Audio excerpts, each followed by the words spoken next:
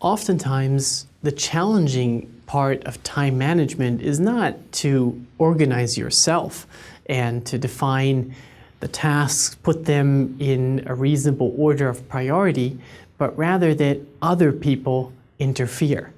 Now, interfere sounds negative. Of course, usually other people interrupt you for legitimate reasons. Sometimes the reasons are not legitimate. In any case, what I'm trying to get at is that whenever you're dealing with other people, and basically everybody in the business context, of course, deals with other people, that's usually when time management and completing a plan as planned becomes very challenging.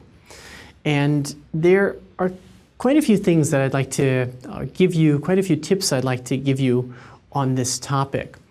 And maybe you've encountered situations like the following. Somebody unexpectedly comes into your office and asks you, do you have a minute? Now, of course, we know that the person doesn't mean literally only 1 minute. At the same time, the challenge is if it's something that is keeping you from your actual tasks and you don't consider quite as important, at least you don't consider it as important as the other person does, on the one hand, to help the person, to be respectful towards that person, on the other hand, to make sure that it doesn't take more time than necessary. And there's a very powerful communication tool or approach that I strongly recommend, and that is what I call pre-information. What I mean by that is that you very early on, the beginning of the conversation, or in any case early on, you frame the amount of time, you pre-frame the conversation and tell people how much time you have. You can do that in a very, very respectful way. You can say, as an answer to the question, do you have a minute? You could for instance, say, I have a minute, I actually have about 5 minutes, I'll be happy to take the 5 minutes. However, I need to warn you, in 5 minutes, I need to come to an end because, and then give the person at least semi-meaningful, plausible explanation. Or a different situation. Somebody calls you and you see based on the number who it is, and you know exactly if you take that call, the next 30 minutes minimum will be taken up no matter how important or unimportant the topics may be. And there as well, you can use what I call pre-information, and early on in the conversation say something like, as a warning, I have about 5 or 10 minutes. I'll be happy to take those up to 10 minutes.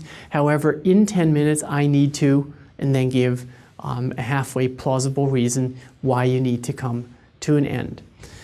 The pre-information is a very respectful way of dealing with other people, but very clear on a time schedule or factual level. You can also use it for invitations. Let's say you've been invited to an evening event and you do want to go there or think it makes sense to attend the event, and it's supposed to be from 7 p.m. to 9 p.m.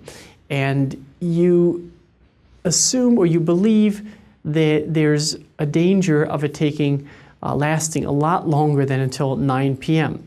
What you could, for instance, do in a situation like that is say, thank you very much for the invitation. I'm happy to be here. I just want to give you a pre-warning at 9 o'clock. I'm gonna need to get going, and then give them a reason or don't give them a reason. In any case, you've mentioned it, and that makes it much easier after you've mentioned this up front than at 9 o'clock or 9:01 or 9:02 to actually leave the event. And it's much more respectful towards other people. It's clear on a content, on a factual level, but it's much more respectful towards other people compared to the situation of not telling them up front and then getting up at 9:01 and saying, surprise, I need to leave. So it's a very powerful and very elegant way of making sure that things don't take a lot longer than you want them to take. When I ask participants at live events what their biggest challenges are with respect to time management, something that comes up quite often, quite frequently, is the challenge of saying no, or formulating it the opposite way, that too often they say yes to something they don't really want to say yes, or afterwards regret that they said yes to it. So what I'd like to talk to you about is saying yes or saying no to certain things. Now, of course, first of all, it's important to ask yourself the question consciously, is this something I want to commit to? Is this something that I should or I want to say yes to? Or is this something when you're requested to do something, somebody asks you to do a favor or to conduct a task, is this something that reasonably should require a no? And oftentimes it helps people to realize that whenever you say yes to something, you sort of buy it by having to say no to everything else during the same period of time. So as you're fulfilling your yes, you're buying that by saying no to everything else. Or to put it the other way around, whenever you say no to something, you gain opportunities to say yes to something else, looking at the same period of time. Now, if you've decided that, or you believe that a no is appropriate, it's important that that message really comes across. Sometimes people say no to something, but their voice does not indicate a no. It sounds more like a question because the pitch of the voice goes up towards the end of the sentence. Or somebody signals something through their words, for instance, a no, but their body language is signaling the opposite, and then the message is not as clear. I'll give you an example for a contradiction between what a person says, between what I say, and what my body communicates.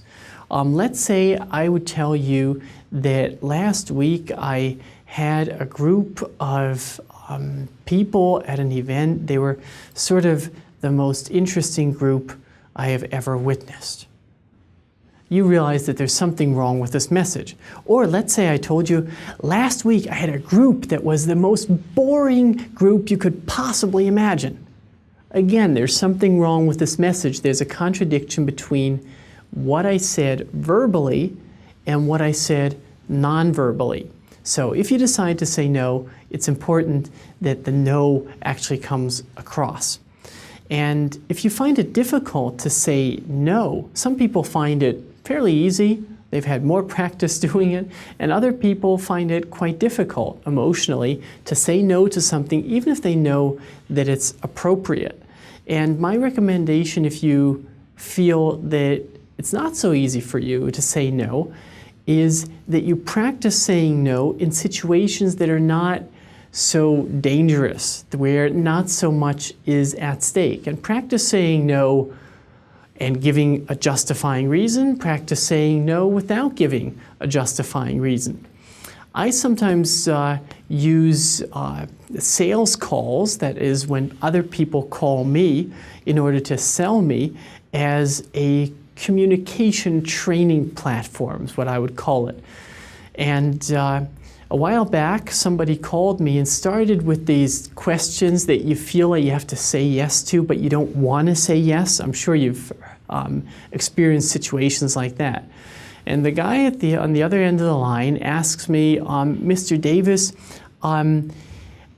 do you also want to increase the amount of money you had?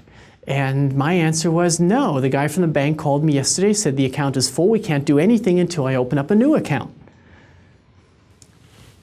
I'm just saying that with a little bit of tongue-in-cheek. That actually was my response. But the point is, if it's difficult for you to say no, why don't you just try it in situations where, for you, there is not very much at stake. Commitments, in my observation, are a very important topic. If you think about it, how often, every day, do you make commitments, small commitments, large commitments, towards other people? And how often are you the recipient of commitment? Somebody else promises to do something by such and such a date. Somebody says, I'm going to take over this task. No problem, I'll take care of it. Many, many times every day, typically, we talk to other people about who's going to do what, by when. So very often, commitments are something very, very central and influence our planning. And my recommendation, I'm going to look at commitments from various different sides, but first of all, my recommendation is to be a little bit more conservative, ideally, with commitments. I'll give you an example.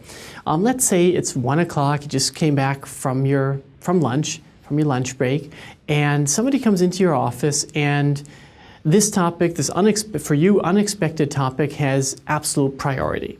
And so you push everything else by side, and let's say this task you assume is going to take about, that's your rough estimate, 2 hours.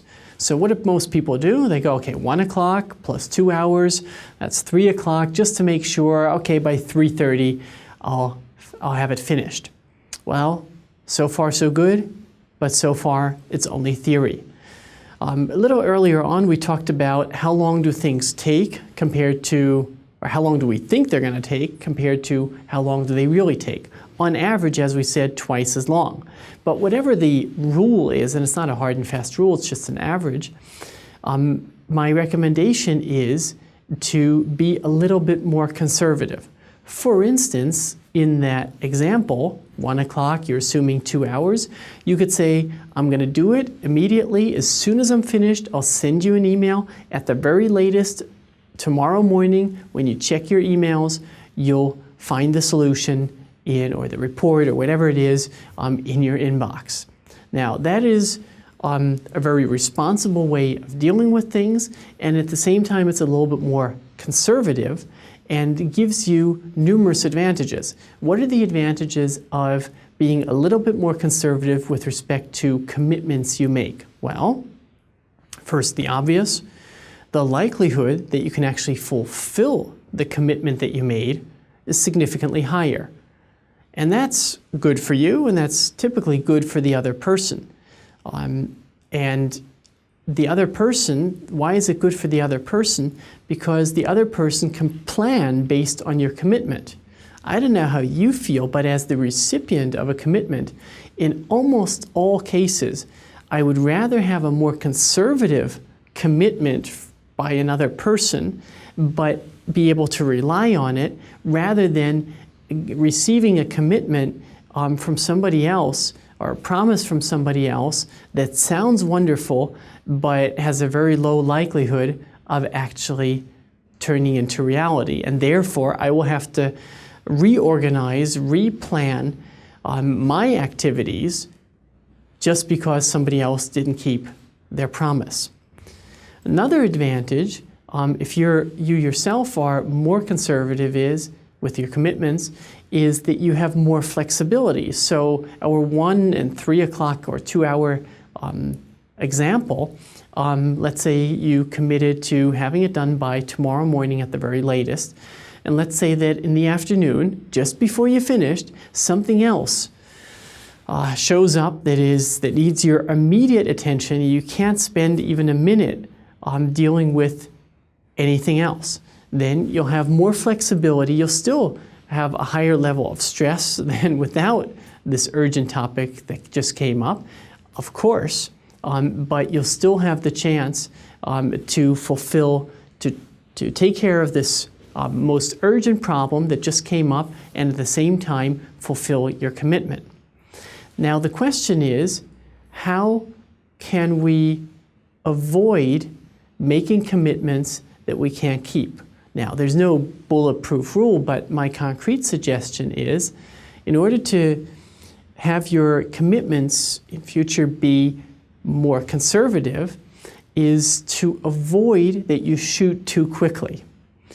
Why is that? Why am I recommending that? Well, once you shot too quickly and said, I'll have it finished at 3:30, it's sort of difficult to go back a few steps and say, oh, sorry, I think I was wrong. I don't think I can have it done by 3:30. Let's try tomorrow morning. It is doable, but it feels kind of awkward, and yeah, we usually feel a little strange doing it. So it's easier to avoid it in the first place. And the way to avoid it, in my observation, is to avoid, as I said, shooting too quickly. Now, how do you avoid to shoot too quickly? My recommendation on that topic is quite simple and effective at the same time, and that is ask a question. Ask anything about the topic. It's useful if the question makes sense, but as long as you ask anything that sounds halfway sensible, you gain some time, and the likelihood of shooting too quickly is much, much lower. And of course, you're not going to just ask something. You're going to ask something about the end result or the desired process, or something about the topic, the task, or the goal itself. And that gives you additional information. That's a side effect. It might give you information that is very, very relevant, very useful when actually fulfilling the task. In any case, my recommendation is to be a little bit more conservative with commitments, to do that by avoiding that you shoot too quickly. How do you avoid to shoot too quickly? By asking a question before you make a statement. The other side is, often we are the recipients of commitments, just as often, of course, on average. My recommendation is to ask the person whether it is realistic. Let's say the person promises to have something that's important for you because you have to continue, you're the next step, to have something finished by Tuesday evening. Often I ask people very defensively in a friendly tone, I ask them, okay, Tuesday evening, you sure you can deliver it by Tuesday evening, because then I would plan Wednesday morning to do the next step. And then the person realizes that I'm taking it seriously. And then there's two possible reactions. Either the person says, yeah, oh, definitely, you can depend on my having it finished by Tuesday evening. Okay. Now, superficially, nothing changed, but the level of commitment has just gone up from high to very high, possibly from medium to high, maybe from very low to a little bit higher. In any case, higher than beforehand. Or the person answers, and then you know, before the person says the first full sentence, that at least up until then, the person hadn't fully committed to his or her commitment. You can't even really call it a firm commitment. So maybe one more tip when you're the person making the commitment, and that is simply ask the person when it needs to be finished by. Sometimes there's no room for discussion, and sometimes it's obvious, and sometimes it's clear that it needs to be done as quickly as humanly possible, because every minute is costing you or the organization a significant amount of time or money or other resources. But very often it makes sense to ask the people or ask the person when it needs to be finished by. I'll give you an example, or actually a negative example. I had a participant in a seminar, and this person said that on a particular Friday he wanted to quit earlier than usually. I think usually he worked until, 4 or 5 p.m., something like that, and wanted to quit work at noontime, 12 o'clock. And he had finished everything really important for that day, just a couple minutes before 12, and just before he's about to leave, he checked his emails. Now, you can guess how the story continues. Of course, there was something very important, very urgent, and responsible as he was towards his, at least, business obligations, he decided to not quit work earlier, but rather to complete this task, or to start this task and complete it. And it took him, 4 hours or so. And when he had finished it, he wrapped things up and sent it to the person who had sent it back to the solution back to the person who had given him this task. And right after he sent it, he gets the auto reply that the person is on vacation for the next 2 weeks. Now, what's the message? The message, of course, is yes, the person who gave the person we're looking at the task should have communicated that it's not urgent. It doesn't have to be today, even if it appears so, and that he's going to be on vacation for the next 2 weeks anyhow. But the question is also, from the viewpoint of the recipient, what could the recipient have done differently?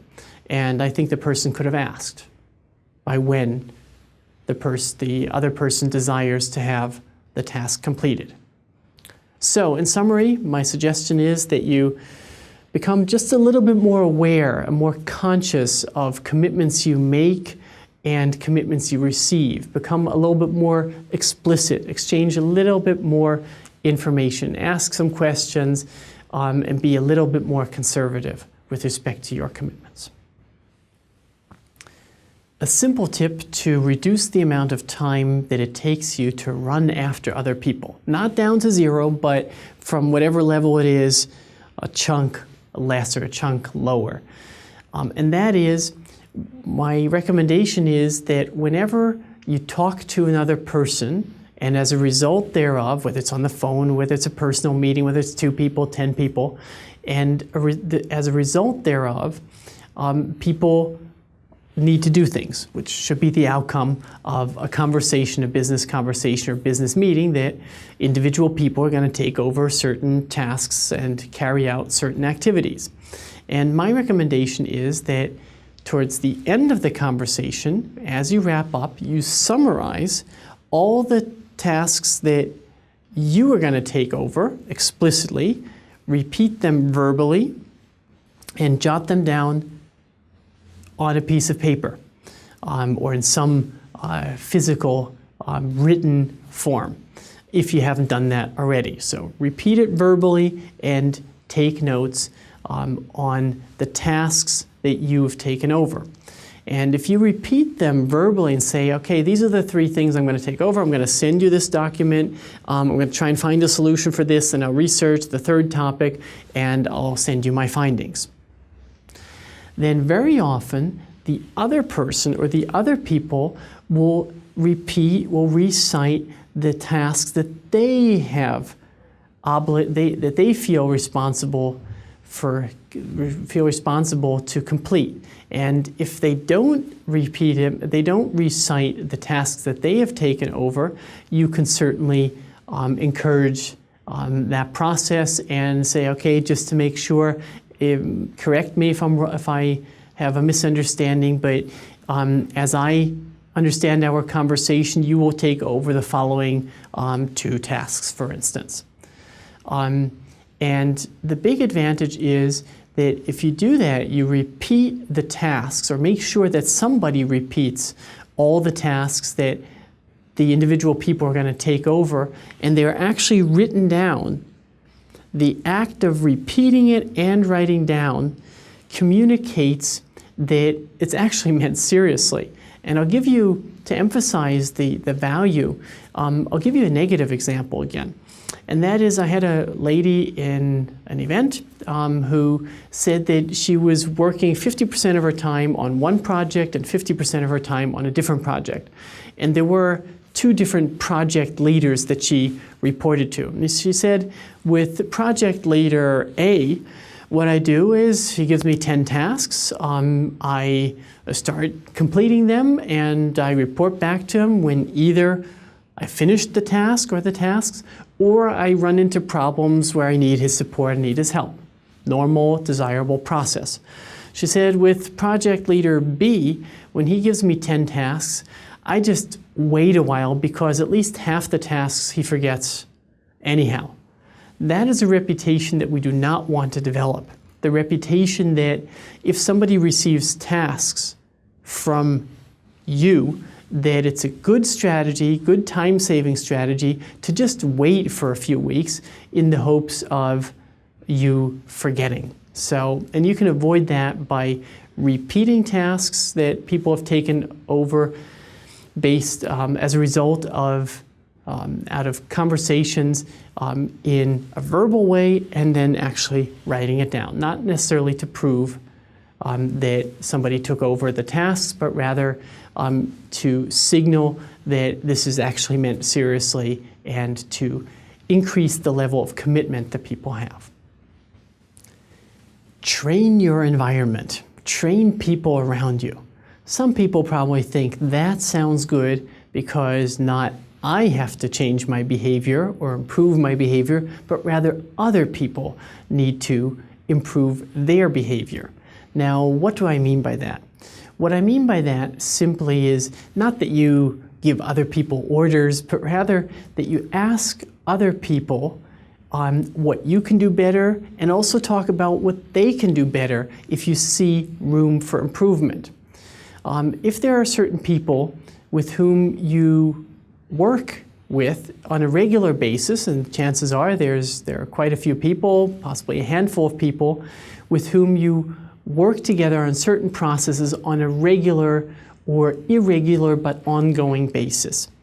And if that's the case, I strongly recommend to simply ask the person, let's say you conduct step 3 and the other person conducts step 4, just as an example. Ask the person, well, when I give you this report, for instance, is that the type of report you want, or would you rather have it in a more elaborate version, or in a shorter form, or in a different type of document, or more frequently, or less frequently, or more or less of whatever? Simply ask the person, is there anything, what is there that I can do better? And sometimes people will give you very, very reasonable suggestions that are very simple to implement, you just weren't aware of. And other times people will go, no, everything's fine, it's really the way I want it, I don't really have any suggestions for improvement. Now, I do admit that sometimes when you ask that question, what can I improve on, or how can I make your life easier, you regret the question right after you asked it because you now have 3 times as much work as you did beforehand. But that's the exception rather than the rule. However, regardless of whether you actually received reasonable suggestions for improvement, you just increased the willingness of the other person to be open for a suggestion of yours. Why is that? A very strong psychological reason behind it. Psychologists call that the law of reciprocity. What does that mean? Well, let's say you and a good friend of yours go out in the evening, the two of you, and both of you go to some particular place, location, and both of you have a drink. And this other person, this good friend of yours, pays for those 2 drinks. Then let's say you go to a different location and both of you again have a drink. If you are a normal social human being, you typically experience the drive to take over the costs of the second round of drinks. Now, there are exceptions to this. Some people think to themselves, this is going very well today, but after a certain level of alcohol, I suspect that basically for everybody, people tend to not care who takes over the costs for the drinks. In any case, back to our example, this is a very strong phenomenon, the phenomenon of reciprocity.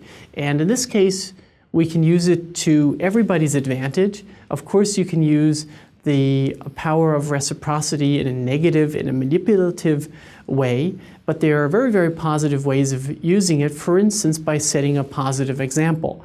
For instance, by asking the other person first, what can I improve, before you ask the other person to please improve something. And of course, you need to do it in a genuine way, and the person needs to feel that you're serious about your question, what can I improve? If the other person has the feeling that you're just asking the question because then after you're using that to manipulate the person, then of course this is going to backfire. So it has to be genuine. I'm assuming that'll be the case.